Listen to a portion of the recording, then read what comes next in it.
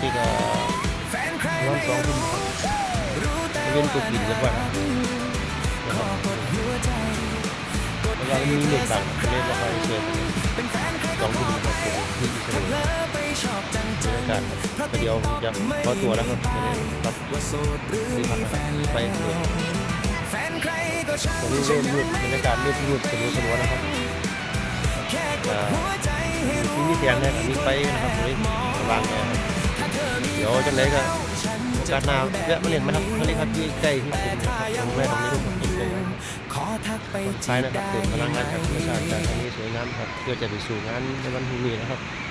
ทุกคนแรงงานไทยอิสราเอลสู้ๆนะครับไม่สู้ไม่ได้ครับไม่สู้ไม่รอดครับมาแล้วต้องอดทนเอาสู้นะครับเก็บเงินกลับบ้านเรานะครับ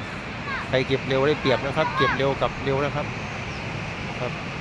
ไปเอาความสุขที่บ้านเราดีกว่าครับเก็บเงินที่นี่เอาเงินไปใช้ที่บ้านเรานะครับ